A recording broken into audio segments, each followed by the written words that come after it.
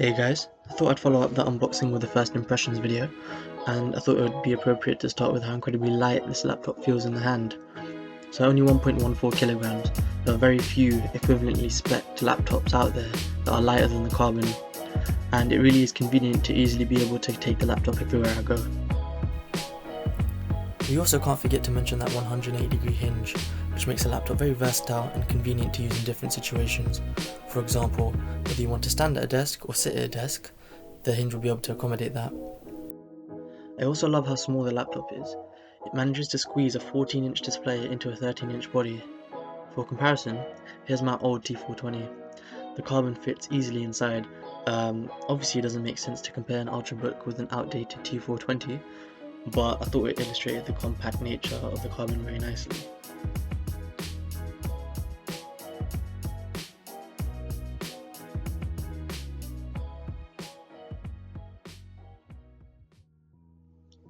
Another thing that I really appreciate is the perfectly balanced hinge that allows for one-hand opening. Some of you may not care about this feature, but I think it's incredibly underrated, and it makes a laptop feel very premium, and it makes it very easy to open up and start working. So here I decided to do a quick boot up test. By this point I had already gone through the long process of setting up Windows 10. So as you can see, I logged in using Windows Hello fingerprint recognition, although strangely enough I couldn't find an option to use facial recognition, which I understood this laptop supported, so this may need to be something I raised with Lenovo. This laptop took around 18 seconds to boot up, log me in and become fully usable, which I'd say is a fairly respectable time.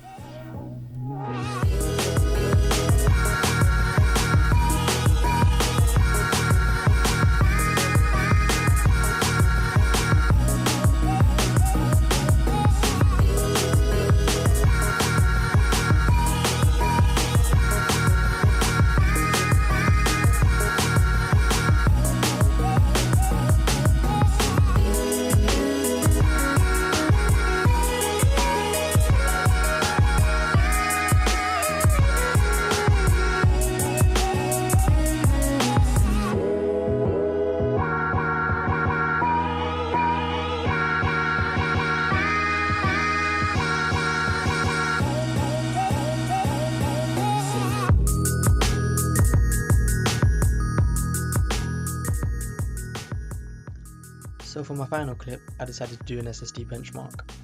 Now I'm not usually the biggest fan of SSD benchmarks because they don't really give a true picture of real world usage and the speeds that you'll face on a daily basis while multitasking, consuming media and so on. But I decided to make an exception in this case as there are no real actual reviews of this laptop, so I thought it would be useful information. As you can see, the NVMe PCIe SSD scores admirably in the benchmark, with reads of over 3000 MB per second and writes of over 1400 MB per second. Now, how these results translate into real-world performance benefits is difficult to describe and open to controversy, but you can take from it what you will.